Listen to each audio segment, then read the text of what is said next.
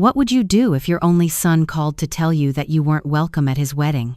That's not the kind of question most people ever expect to answer, but it slammed into me on an ordinary Tuesday afternoon in Savannah, Georgia, as the ceiling fan whirred lazily above my kitchen table. I was holding a mug of chamomile tea, still warm, when the phone rang. My son's name, Ryan Williams, flashed across the screen. I smiled instinctively, because no matter how old your children get, hearing from them still sparks a mother's heart. "Mom, we need to talk," he said. I froze. I knew that tone. It was the same one he used at 16 when he admitted he'd dented the car, the same trembling cadence when he failed his first college midterm, always the prelude to disappointment. "What's wrong, sweetheart?" I asked, my voice calm though my grip tightened around the phone. Ryan hesitated. That pause, the kind that tells you the words are already decided, he's just stalling to spare himself, felt like a knife pressed against my chest. "Ashley and I have been discussing the wedding," he finally said. "Here it comes. She's really stressed about everything being perfect. You know how brides get." I did know. I'd been one, once upon a time, long before Ryan's father decided that fatherhood wasn't his calling, but I stayed quiet, letting him dig his own grave. "And she doesn't feel comfortable with you there?" Silence, deafening, humiliating silence. 27 years. That's how long I'd raised Ryan alone, juggling double shifts, taking night classes so I could climb from teacher to principal, sacrificing weekends, vacations, and any shred of personal life I might have had. I paid for his college, his first car, even the deposit for his apartment in California. I'd bitten my tongue through 2 years of Ashley's passive-aggressive digs about my outdated opinions and old-fashioned cooking. "And now this? She thinks your presence might make things awkward," he added, as if repeating it softer would somehow hurt less. "And you agree?" I asked, keeping my voice even, though my heart hammered against my ribs. "Please, Mom, don't make this harder than it is. It's just one day. We'll have a nice dinner after the honeymoon." I could almost hear the relief in his sigh when I said, "Of course, sweetheart, I understand completely." "Really? Thanks, Mom, I knew you'd be reasonable about this." The call ended. My hand shook as I set the phone down. My eyes drifted to the refrigerator, to the elegant wedding invitation I'd helped him address weeks earlier because Ashley claimed her carpal tunnel was acting up. "Mr. and Mrs. Ryan Williams request the honor of your presence at Sunset Beach Resort, Santa Barbara, California." I pulled it off the fridge, tore it in half, then tore it again. The pieces fluttered into the trash like confetti for a celebration I was no longer invited to. My kitchen felt too quiet, too empty. I poured myself a glass of Merlot, its deep red swirling like the anger rising in my chest. This wasn't just about a wedding. This was about being erased, shoved aside after decades of sacrifice. I sat at the table, sipping slowly, and let the humiliation crystallize into something sharper, not despair, not grief, strategy. Because what Ashley Thompson didn't know about Margaret Williams was this. I might be 62, but I've been navigating drama longer than she's been alive. 30 years as a high school principal teaches you exactly how to deal with entitled, manipulative children, and make no mistake, Ashley was just another spoiled child who thought she'd won. She hadn't. I opened my laptop. My reflection stared back at me from the black screen lines etched deep around my eyes, silver streaking my hair, but behind that face was a brain sharper than ever. I started typing, searching, mapping out possibilities, social media accounts, cameras, timelines. I didn't yet know the shape of my plan, only that there would be one. Because if I wasn't welcome at my son's wedding, then the truth would be. The fan hummed above me, steady, relentless, like the resolve building in my chest. My mind replayed every moment Ashley had smiled sweetly while undermining me, every family dinner where she turned Ryan against his own friends, every sigh she gave when I tried to connect. She thought she'd cut me out cleanly. She thought I'd just fade into the background. Wrong. I closed the laptop and drained the glass of wine. My heart was no longer broken, it was focused. The next morning, at exactly 8 a.m., I picked up the phone and dialed a number I hadn't called this early in years. "Margaret? What's wrong?" my sister Sandra answered groggily. "You never call before 9 unless someone's dead." I smiled, though it wasn't a warm smile. "Not dead," I said, "just disowned." There was a sharp inhale. "He did what? That little weasel?" I leaned back in my chair, eyes narrowing as the plan began to form in full. I need your help, Sandy. It's time we did a little reconnaissance. The next morning the world looked the same, but nothing felt the same. Savannah's moss-draped oaks swayed gently in the early sunlight, as if life carried on unchanged. Yet inside me, something had shifted. I wasn't the same Margaret Williams I had been before Ryan's call. I was no longer the mother who quietly endured, who swallowed slights and smiled through humiliation for the sake of peace. I was someone with a purpose. At precisely 8 a.m., I picked up the phone and dialed a number that rarely saw daylight hours. My sister Sandra answered on the second ring, her voice husky with sleep and annoyance. "Maggie, what in God's name do you realize what time it is?" "Not dead," I said calmly, "just disowned." That woke her up. "What?" she practically barked.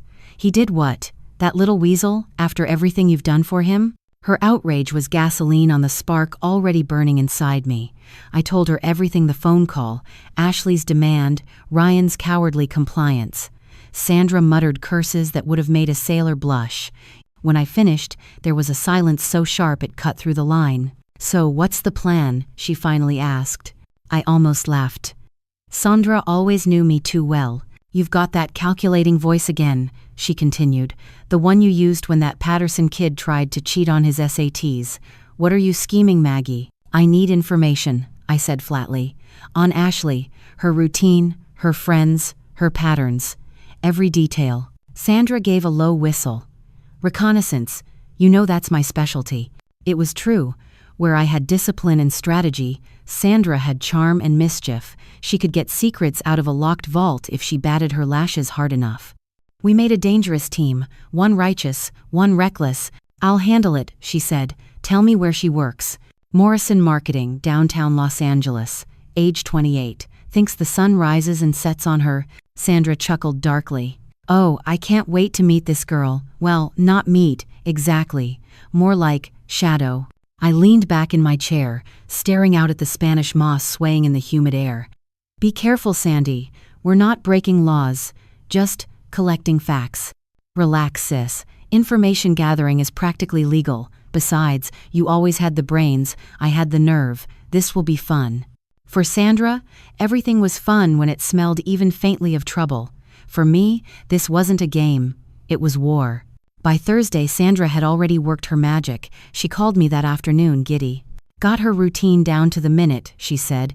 "Ashley leaves her office every day at 12:15 for lunch. Back at 1:30 on the dot. She's like clockwork."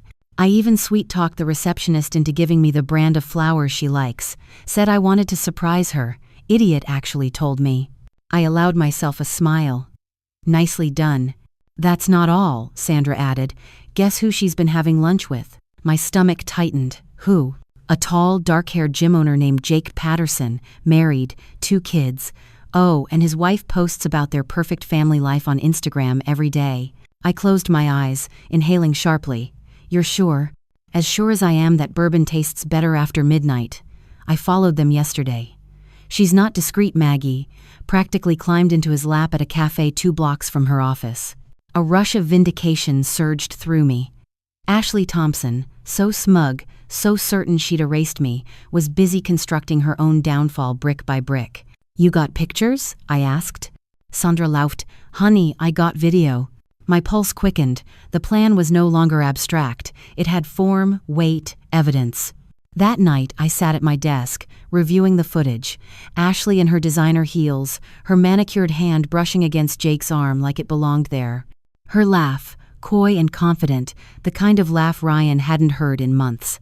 I watched her lean close, watched Jake's hand slide around her waist, and for the first time in 2 days, I smiled. Not because of the betrayal it tore me apart to think of Ryan's heartbreak, but because Ashley wasn't untouchable.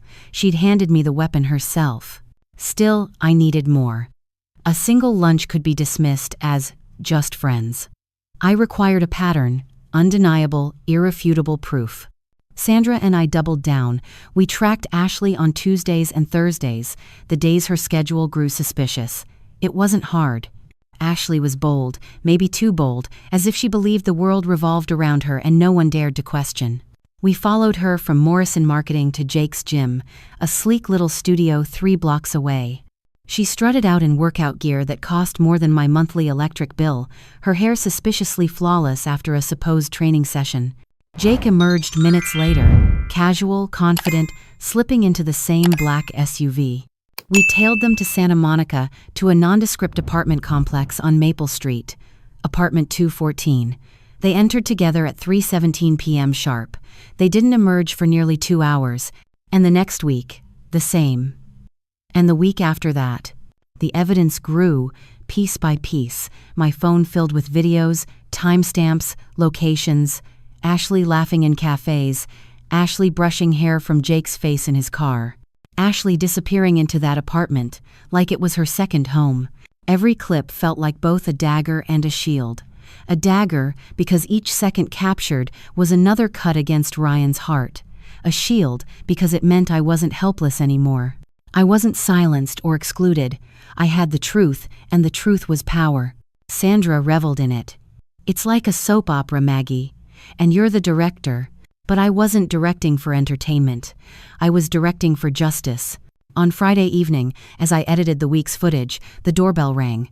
Startled, I minimized the window. When I opened the door, Ryan stood there, sheepish, holding a bottle of wine. "Mom," he said, "can we talk?" I let him in. He set the wine on the counter like an offering. His eyes darted everywhere but my face. "I know yesterday was hard. Ashley feels terrible about how everything came out. Her family, well, they're very traditional. You know how it is." I nearly laughed at the absurdity. Traditional? Was cheating part of that tradition? But I kept my expression neutral, my voice steady. "You're right," I said. "It's your day. I want it to be perfect." Relief washed over him like a tide. He smiled, small but genuine, and for a fleeting moment I saw my little boy again, the one who used to clutch my hand at the playground. "I knew you'd understand," he said. I squeezed his hand gently. "Of course, I just want you to be happy." But as soon as he left, I reopened the laptop. Happiness built on lies was no happiness at all. That weekend, Sandra and I met at Riverside Mall, pretending to shop for thoughtful wedding gifts. Instead, we plotted logistics over coffee, blending in with suburban housewives planning garden parties. "We're not spying," Sandra quipped. "We're shopping." "Very thoughtful, personalized wedding gifts," I added deadpan. The truth was, we were building something far more dangerous than a gift. We were building a weapon. Ashley believed she'd silenced me. She believed Ryan would never question her. She believed appearances were reality. She had no idea her every move was already cataloged, time-stamped, immortalized in digital clarity. And she had no idea that her perfect California beach wedding was about to become a stage not for vows, but for revelation. Every cheater leaves a trail. It might be subtle, a glance too long, a smile too wide, an unexplained errand at odd hours, but it's there, waiting for someone sharp enough to notice. Ashley Thompson wasn't subtle. She moved through Los Angeles like a woman untouchable, her heels clicking down polished sidewalks, her phone glued to her manicured hand, her hair gleaming under the California Sunday.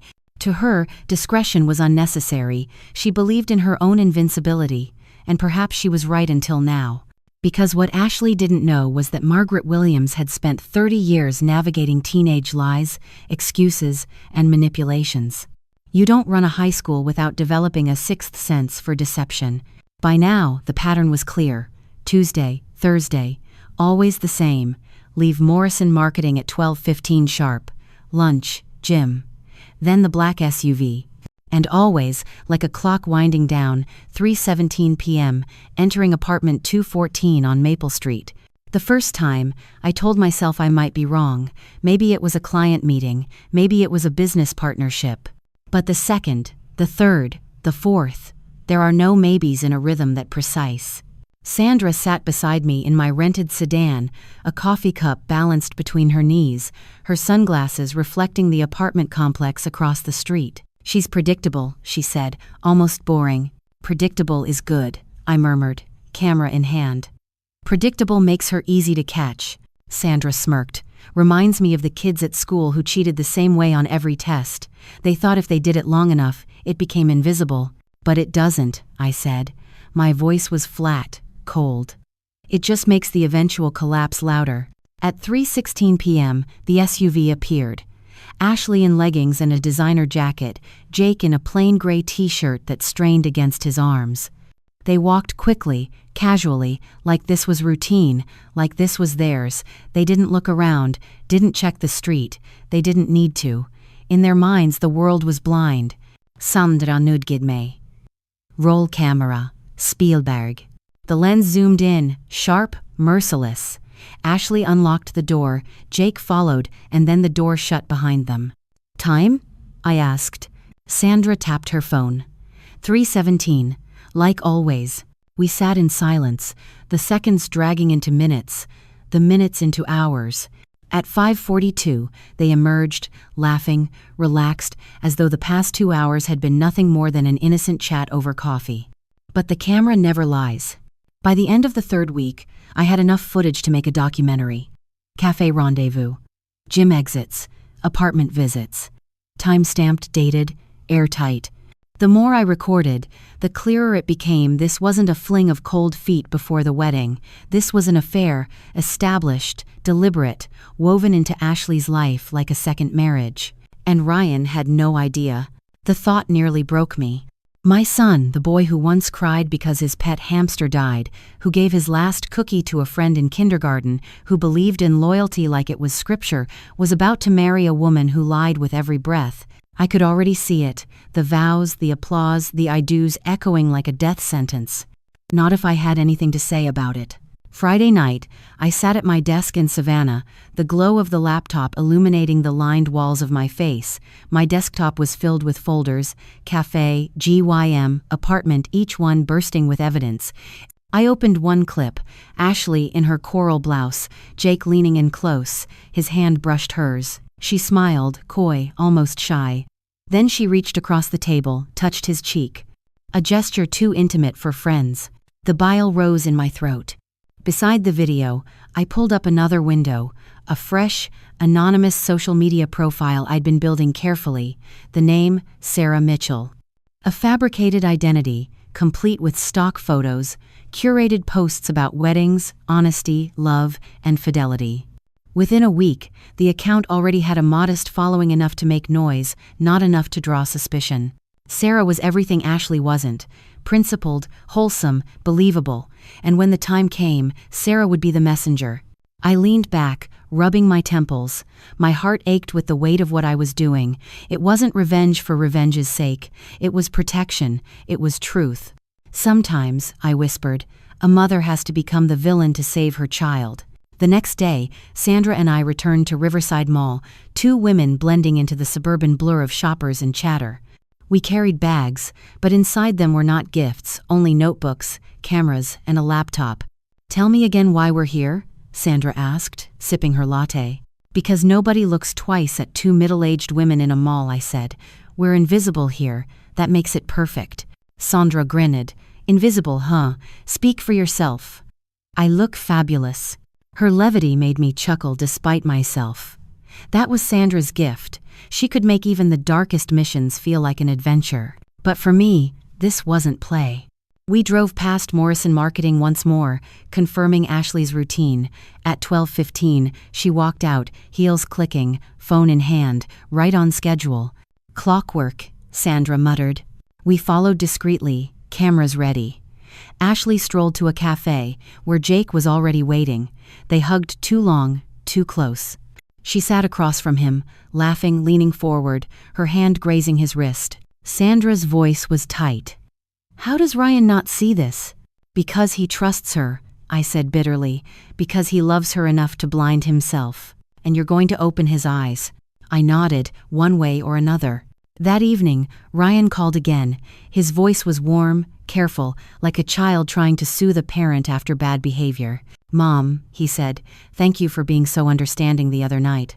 Ashley's been really stressed, and you being so reasonable helped a lot. I bit my lip, the urge to scream almost overwhelming. Reasonable, that's what they thought I was. Docile, submissive, a mother who knew her place. Of course, sweetheart, I replied softly. All I want is for you to be happy. He sighed in relief. I knew you'd say that. After we hung up, I stared at the wall, my heart pounding. Happiness. He kept saying that word, but happiness built on deception isn't happiness at all. It's a house of cards waiting for the first gust of wind. And I was the wind. Weeks blurred into each other. My life became surveillance, editing, plotting. Every Tuesday and Thursday, I watched Ashley betray her vows before she ever spoke them. Every Friday night, I compiled, labeled, cut, and spliced. My office looked less like a retired principal's study and more like a private investigator's lair. Sandra kept me sane. She cracked jokes, bought snacks, teased me about becoming Hollywood's next documentary star. But when she saw my hands tremble after a particularly damning clip, she squeezed them tight and whispered, "You're doing this for him, don't forget that." I never did. Then, one Thursday afternoon, something changed. Ashley left the gym at her usual time, her hair immaculate, her clothes pristine. She walked quickly, glancing over her shoulder more than usual. Jake followed minutes later, but instead of heading to the SUV, he stopped at the curb, checking his phone. His brow furrowed, he looked nervous. Sandra leaned forward, "Something's off." Ashley walked ahead, alone, toward the SUV. She paused, pulled out her phone, then climbed inside. Jake didn't follow. He stood there, typing furiously, then turned and walked the opposite direction. "Where's he going?" Sandra asked. "Follow Ashley," I said. We tailed her to Maple Street, but this time she didn't go inside the apartment. She sat in the SUV for nearly 20 minutes, scrolling through her phone, her face tense. Then she drove away. I frowned. Why break the pattern? Sandra's jaw tightened. Because something's shifted. Maybe he's getting cold feet. Or maybe, I murmured, Ashley's hiding something bigger than we thought. That night, I replayed the footage over and over, analyzing every glance, every hesitation. Ashley's confidence seemed cracked. Jake's composure was frayed. Something had rattled them. I pulled out a notebook, scribbling connections, arrows, possibilities, the cafe, the gym, the apartment. All of it was clear. But now this disruption. What did it mean? And then, as I sat back, exhausted, I realized the wedding was only days away. Whatever storm was brewing between Ashley and Jake, it was about to collide with Ryan's future. The timing was perfect. Terrifying, but perfect. The ocean always looks innocent from a distance blue, endless, sparkling. But if you've lived long enough, you know it hides riptides that can drag you under before you realize you're drowning. That's exactly how Sunset Beach Resort looked that Saturday in Santa Barbara. Idyllic, immaculate, picture-perfect. White chairs lined the sand in neat rows, coral ribbons fluttered in the salt breeze, and a string quartet rehearsed soft notes under a tent. Guests arrived in colorful sundresses and linen suits, smiling, laughing, snapping selfies with the Pacific glimmering behind them. To anyone else, it was paradise. To me, it was a crime scene waiting for the tape to be drawn. I arrived early, wearing a navy sundress and a floppy hat pulled low. To the world, I was just another guest, maybe a photographer, blending into the background. To myself, I was the ghost in their fairy tale, the shadow they thought they'd erased. I carried no invitation, but I carried something far more powerful, truth locked on memory cards in my purse. Inside the resort lobby, chandeliers sparkled above polished marble. A concierge smiled politely when I asked for directions to the wedding suites.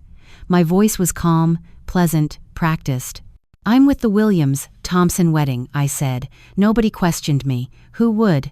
Weddings overflow with strangers, cousins, co-workers, plus ones. The elevator doors closed, and as I rose to the third floor, I braced myself. The hallway was alive with activity. Bridesmaids in coral dresses hurried with bouquets, hair curlers, makeup kits. Groomsmen lingered outside the groom's suite, joking, their laughter spilling into the corridor, and then I heard it, Ryan's voice, my son's voice. I froze. For just a moment, everything in me cracked. I could hear him laughing, carefree, the way he used to before life and Ashley dulled his edges. He sounded happy. God help me, he sounded happy. I almost turned back. Almost. Then I heard Ashley's voice from the opposite suite, sharp as glass. "God, I'm so glad we didn't invite his mother. Can you imagine? She would have found some way to make this about her. The woman still dresses like it's 1995. The bridesmaids laughed, high-pitched and cruel. "Don't worry," another voice chimed. "Living in different states will help. You won't have to deal with her much." Ashley's reply cut through me like a blade. "Ryan doesn't know yet. I'm telling him after the honeymoon. I got offered a position in California. It's the perfect excuse to get away from his baggage, his friends, his mother. He'll do whatever I tell him, he always does."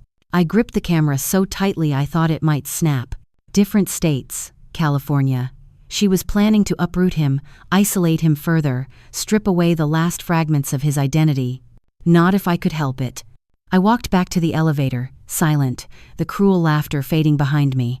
The door slid shut, and in the mirrored wall, I saw my own face, not broken, not defeated, hardened. If there had been any shred of doubt before, it died right there. This wedding wasn't about love, it was about control. And I was about to expose it. By 3:30 p.m., the beach was full. Guests fanned themselves with programs, children ran in the sand, photographers adjusted lenses. I positioned myself near the public access path, camera ready, invisible but close enough. At 4 sharp, the quartet struck the first notes. Guests rose, turning toward the boardwalk as Ashley appeared in her designer gown, glowing like an angel in ivory silk. Every eye was on her, every breath held. Ryan stood at the altar, his face lit with awe, his hands trembling slightly as he watched his bride glide toward him. He looked like the boy who once cried at his hamster's funeral, believing in love and loyalty. He looked like a man about to be destroyed. The ceremony unfolded with precision. The officiant spoke about honesty, commitment, vows sacred and unbroken. The irony nearly choked me. When they spoke their promises, I recorded every word. Ryan's voice cracked as he said, "I vow to honor you above all others." Ashley's tone was smooth, confident, practiced.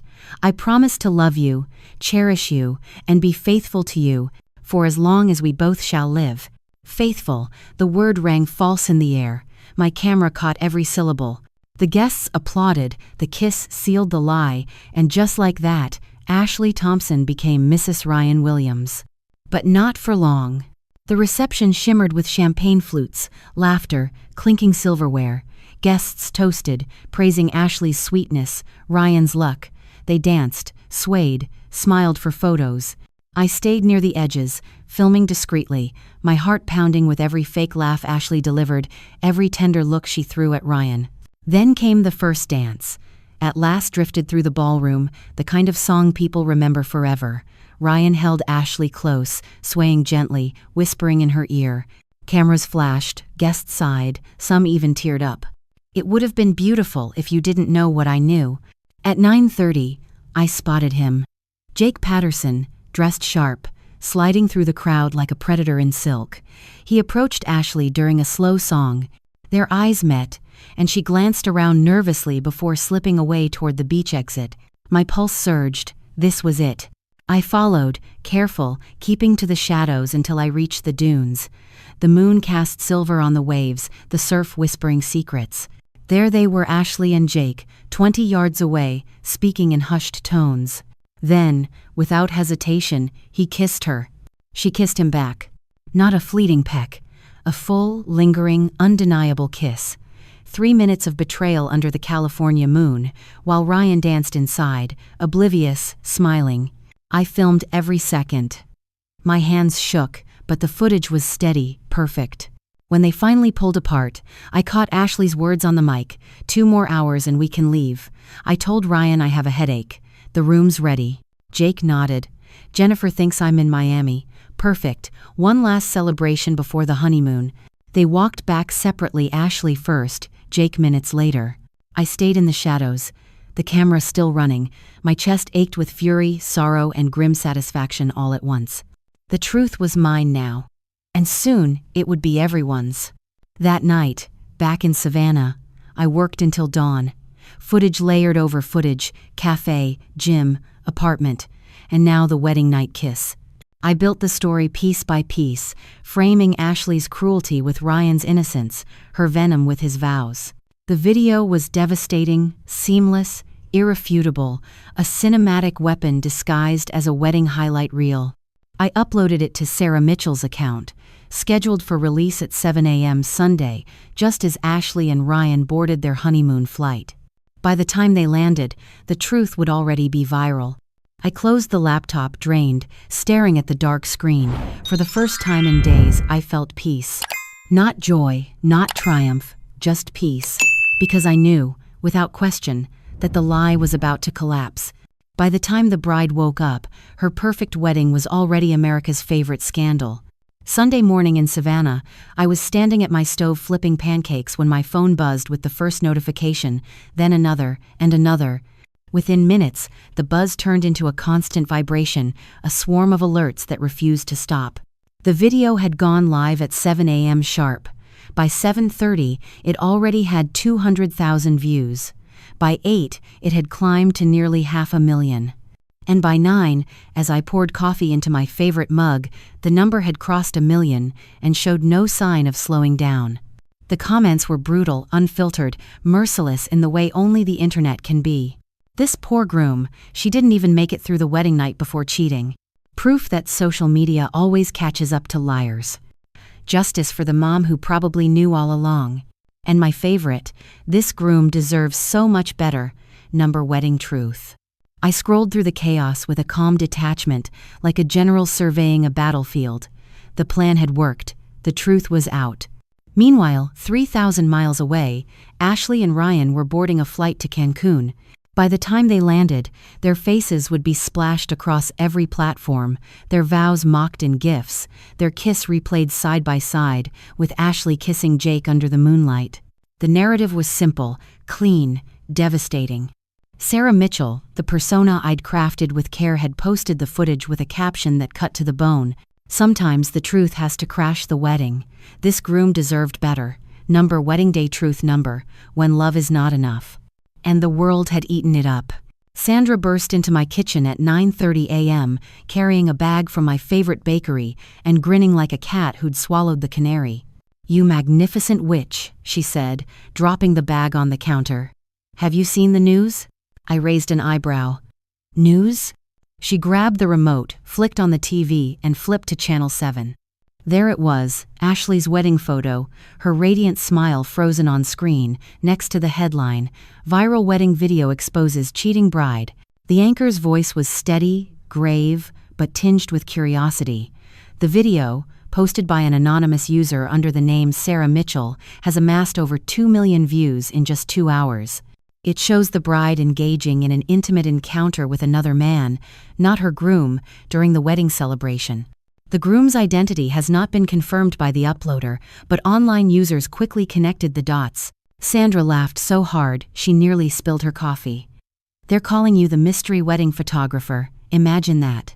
I smiled faintly, but there was no humor in it for me. This wasn't about internet fame, this was about Ryan. At 10 a.m., my phone rang again. Ryan's name flashed across the screen. For the 5th time that morning, I let it go to voicemail. His voice, broken, filled the recording. "Mom, we need to talk, please." I closed my eyes, the ache in my chest sharp. Not yet. He wasn't ready. Not until he knew everything. By 10:15, a new message appeared, this one from an unknown number. "We know it was you. Delete the video or there will be consequences. Ashley." Sandra leaned over my shoulder reading. "She's scared, that means you won. Or it means she's about to fight dirtier than ever," I said quietly. At 11, another knock at the door. I opened it to find a woman I recognized instantly, though I'd never met her before. Jennifer Patterson, Jake's wife. Her eyes were red, swollen, her hands trembling as she clutched her purse. "Mrs. Williams?" she asked softly. "I think we need to talk." I invited her in, sat her at the table, poured her coffee. For a long moment, she just stared into the cup as if searching for strength. Then she looked up, her voice breaking. "My husband, that video," I nodded slowly. "I'm sorry." "No," her eyes brimmed with tears. "Don't apologize. I've suspected for months, the late nights, the excuses, the apartment lease I found in his desk. But seeing it time-stamped, undeniable, I finally know I wasn't crazy, I wasn't paranoid." Her voice cracked. "Thank you for giving me the truth. It hurts, but at least I know." I reached across the table, touched her hand. You deserve better than lies, so does Ryan. She nodded, wiping her eyes. I've already called my lawyer. Divorce papers are being filed this week. He's going to lose everything. The steel in her voice surprised me. Beneath the tears, Jennifer was stronger than I'd expected. And your son? She asked gently. My throat tightened. He's calling, but I can't pick up. Not yet. Jennifer squeezed my hand. He'll understand, eventually. By noon, the video had reached 4.1 million views. By 2 p.m., it was over 6 million. The hashtags trended globally. Number wedding truth, number justice grandma, number when love is not enough. The internet had chosen sides. Half the commenters praised me, though they didn't know it was me, for exposing a liar. They wrote about maternal instinct, protecting family, truth above all. The other half condemned me again, without knowing me, for humiliation, cruelty, vindictiveness. They asked whether anyone had the right to air private sins so publicly. I sat between those worlds, untouched by either. Hero or villain, it didn't matter. The only thing that mattered was that Ryan finally saw the truth. At 3 p.m., Sandra returned from town with more news. People are starting to speculate, she said, dropping her purse on the chair. Some think it's a wedding guest. Others think it's a private investigator. A few even think it's the mother of the groom. I looked at her sharply. How close are they? Close enough to make Ashley sweat, she grinned, not close enough to prove anything. I turned the thought over in my mind. It was inevitable. Eventually, someone would guess. Eventually, someone would come knocking. But by then, it wouldn't matter. The damage was done. That evening, as the sun set, I sat on my porch, sipping tea, watching neighbors walk their dogs, laughing children ride bikes. Life looked so ordinary. But my phone continued to buzz, the world inside it anything but ordinary. At 7 p.m., Ryan called again. This time I answered. Mom, he whispered, his voice raw, frayed. Tell me you didn't do this. My heart clenched. Do what, sweetheart? The video. Ashley says, she says you hired someone, that you've been stalking her, that you planned this. I inhaled deeply, steadying myself. And what do you think, Ryan? Silence. Then, a broken whisper. I think my mother wouldn't be this cruel. Not just because her feelings were hurt. His faith in me was a knife and a balm all at once. I closed my eyes. Sweetheart, the only cruelty here is what she did to you. He didn't reply. Just breathed, ragged, like a man drowning. Finally, he said, I'll come by tomorrow. We need to talk. Then he hung up. Some conversations taste like coffee and heartbreak. Monday evening, the house was quiet when Ryan finally came. I heard his car pull into the driveway, the familiar crunch of tires on gravel. My chest tightened as I watched through the curtain. He stepped out slowly, his shoulders slumped, his hair mussed, the weight of the last 48 hours written in every line of his face. My boy looked like he had aged 10 years since the wedding. When he knocked, it wasn't the confident knock of a man. It was tentative, hesitant, as if he wasn't sure he belonged here anymore. I opened the door. Come in. He stepped inside, carrying none of the joy, none of the pride he had worn in his wedding suit. Now, he looked like a man undone. Coffee? I asked. He nodded, wordless. We sat at the kitchen table, the same table where he had done homework as a child, where I'd patched his scraped knees, where we'd celebrated birthdays with store-bought cakes and laughter.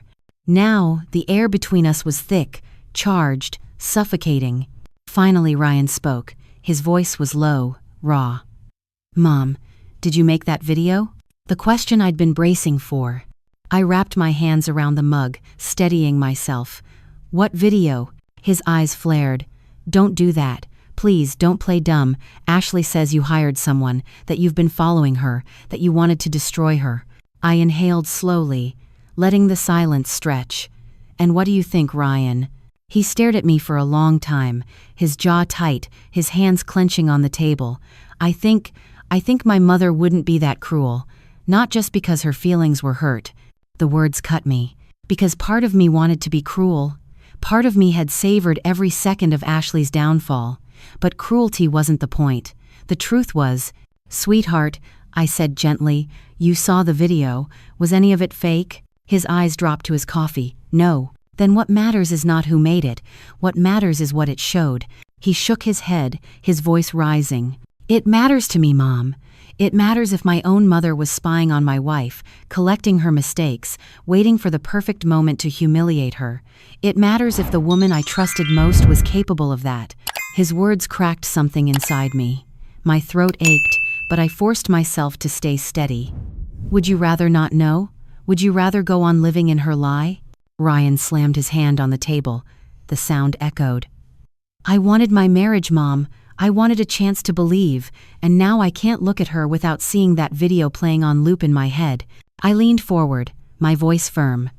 That's not because of me. That's because of what she did. Don't mistake the messenger for the crime. He looked up, tears burning his eyes.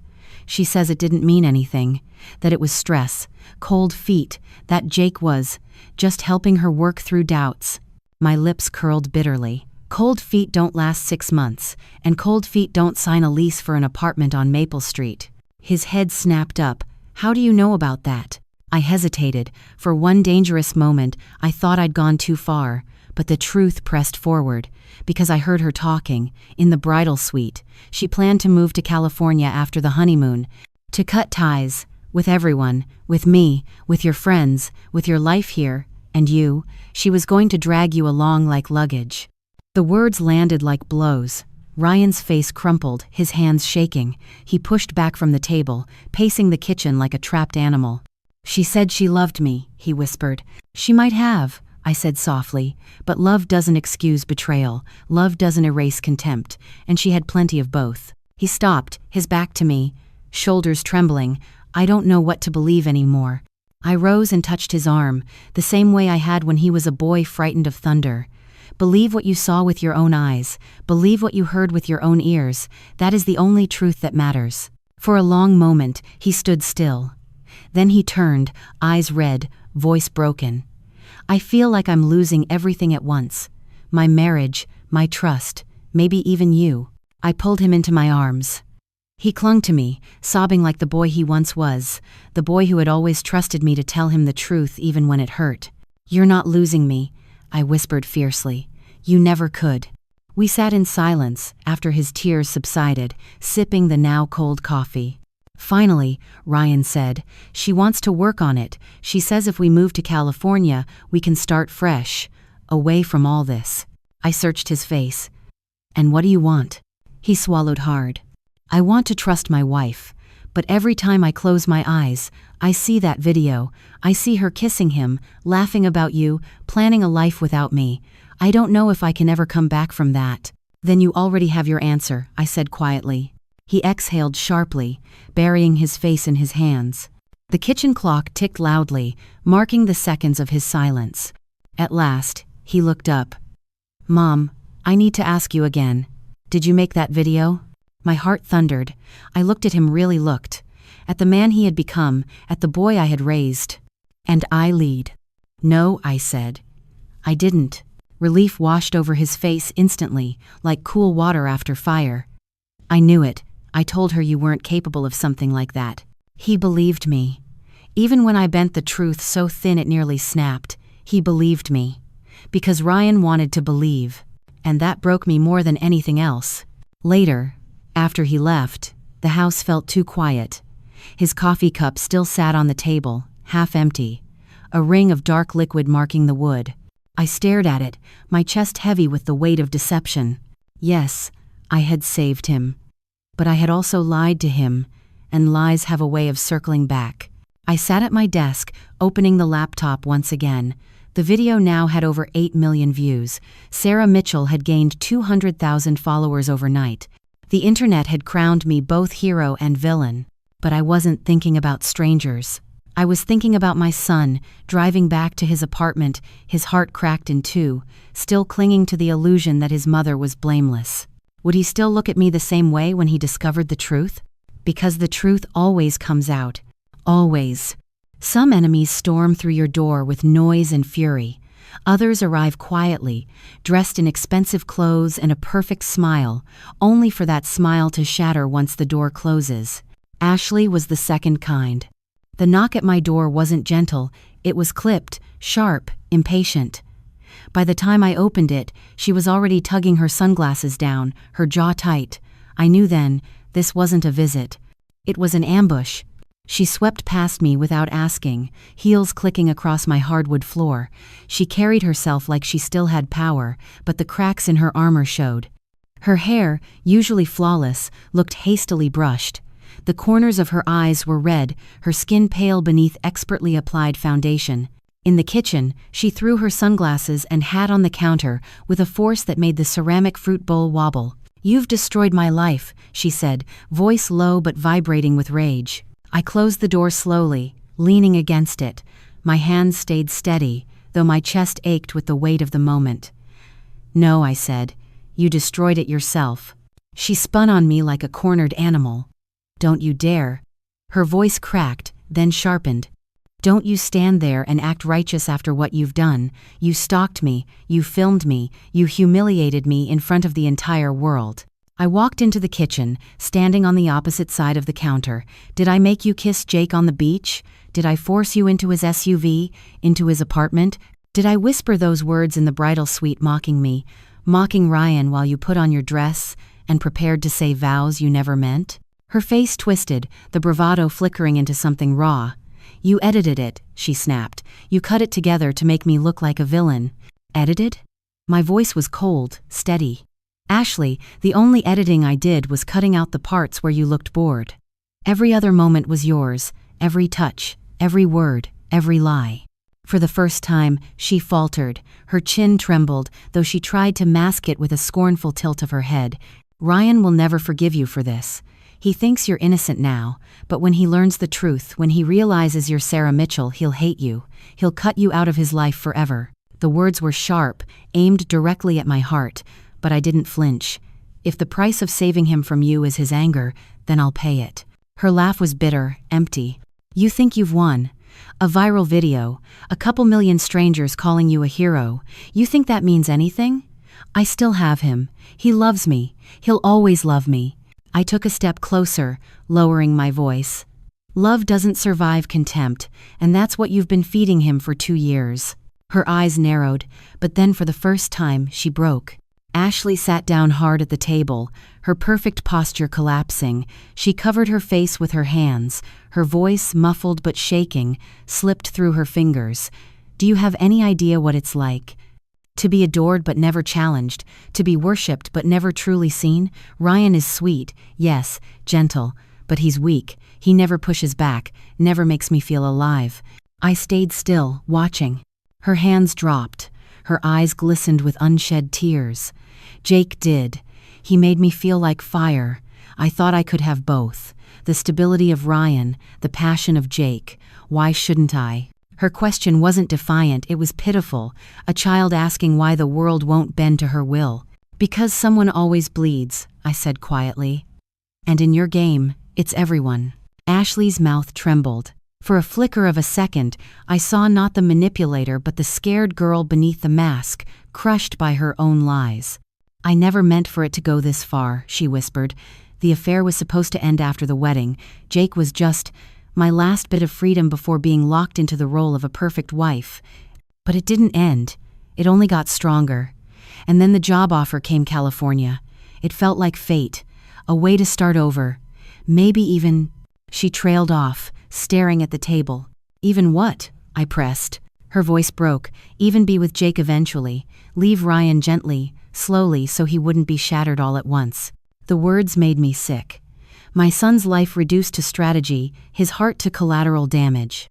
"You're 28 years old," I said, my voice sharp. "You don't get to excuse cruelty as confusion. You knew what you were doing. You planned every lie, every kiss, every cover story. And now you're crying not because of what you did, but because you got caught." Her mascara smeared as she dragged her hands over her face. She looked younger in that moment, smaller, like a girl out of her depth. "Can you get the video taken down?" she asked suddenly, her voice desperate. "Please, I'll do anything." I shook my head. "Even if I could, it wouldn't matter. It's everywhere now. Screenshots, copies, reposts. It's out there forever." Ashley's sob broke the air. "So I'm ruined." "No," I said, softer now. You're only ruined if you stay this way. You can still tell Ryan the truth, not the curated half-clean version. The whole truth. It's the only chance you have left." She lifted her head, her face streaked with black tears. "He'll leave me." "Maybe," I said. "But if you keep lying, you'll lose him anyway. And you'll lose yourself." For a long time, she was silent. Then she stood slowly, her shoulders stiffening again, reassembling the mask she'd worn so well. She picked up her sunglasses, sliding them back on like armor. At the door she paused. Her voice was low, hollow. "You've taken everything from me." I didn't move. "No, Ashley. You took it from yourself." She left without another word. I watched her sit in her car for 10 long minutes, staring blankly at the steering wheel before she finally drove away. That night, the house felt cavernous, as though Ashley had dragged a storm in with her and left the wreckage behind. I sat at the kitchen table, staring at the empty chair where she had broken down. Part of me wanted to feel vindicated, but what I felt was tired, so tired. At 9 p.m., the phone rang. Ryan. I picked up. His voice was hollow, heavy. "She told me everything." My chest tightened. And I don't know what to feel. Part of me still loves her. Part of me wants to forgive her.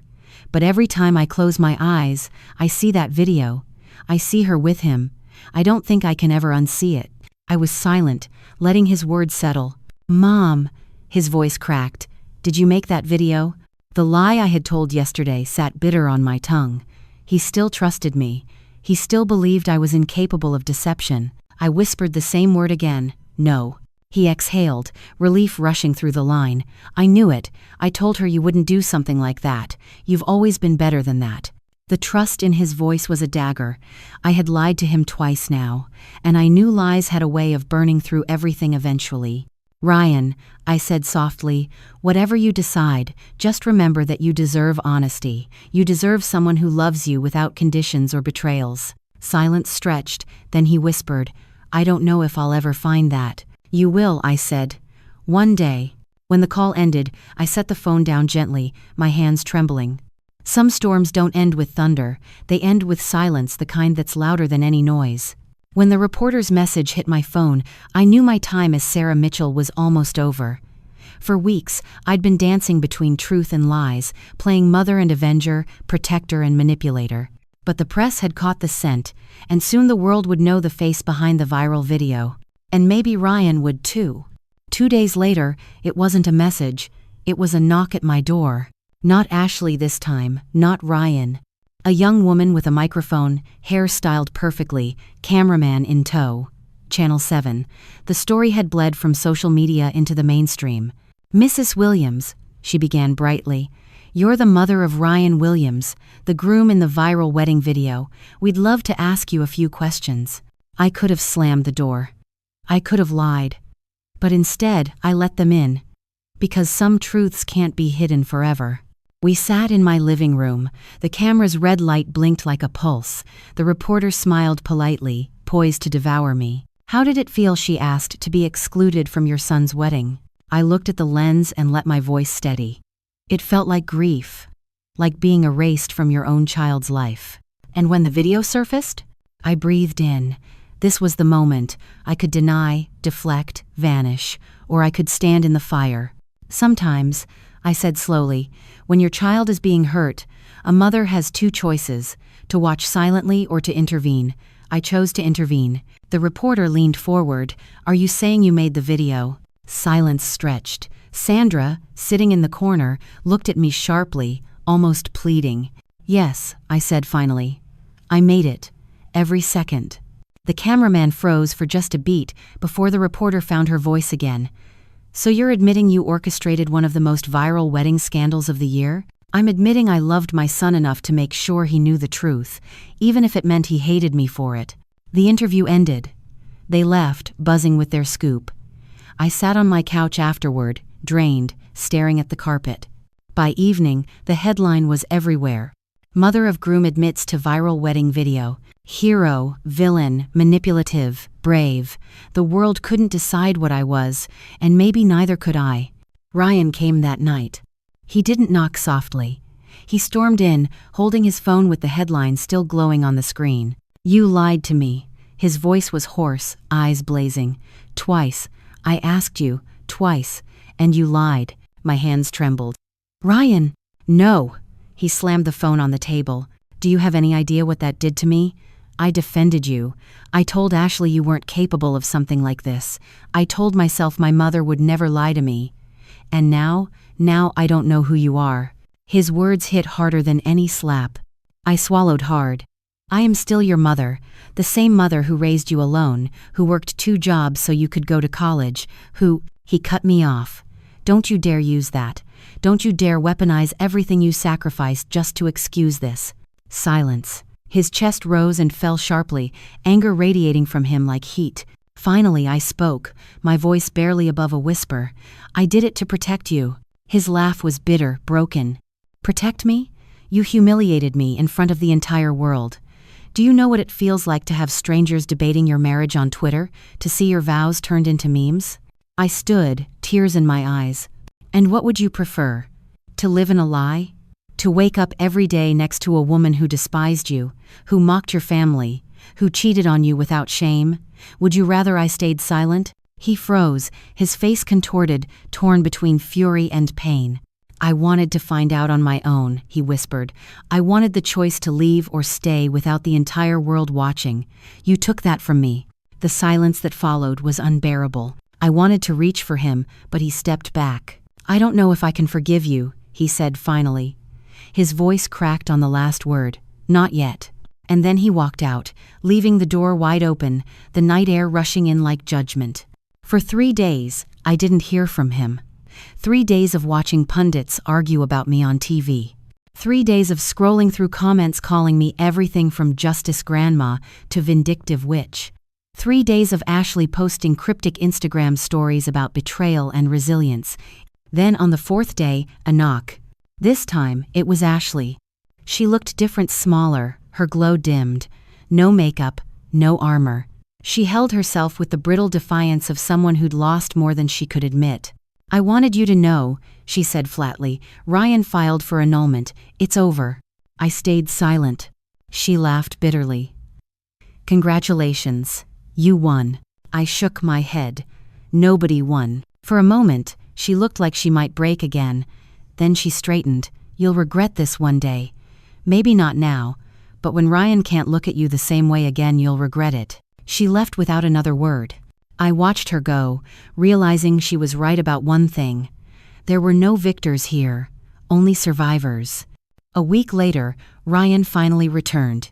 He looked tired, older, but steadier somehow. He sat at the kitchen table, staring at the wood grain, not at me. "I started therapy," he said quietly. "I need to untangle everything. Her, you, the lies, the truth." I nodded, my throat too tight for words. "I don't hate you," he said after a long pause. "But I don't trust you either, not yet." The words were both a mercy and a punishment. We sat in silence, a fragile truce. Months passed. Ashley moved to California, chasing her fresh start. Jake lost everything in the divorce. Jennifer remarried. Ryan healed, slowly, cautiously, rebuilding piece by piece. And me? I became both a cautionary tale and a folk hero. Interview requests flooded in. Documentaries, podcasts, think pieces. Some painted me as a warrior for truth. Others condemned me as a narcissist who cared more about vindication than my son's dignity. I turned most of them down. The world had already heard enough. But sometimes, late at night, I'd open the video again, watch Ryan's smile at the altar, Ashley's vows, the kiss with Jake on the beach. I'd ask myself, had I done the right thing? The answer never came easy. Some nights, I believed I'd saved him. Other nights, I feared I'd broken him just as much as Ashley had. The last time Ashley called me, months later, her voice was strangely calm. "You ruined my life," she said. I exhaled. "No, Ashley. I just turned on the lights." She hung up without another word.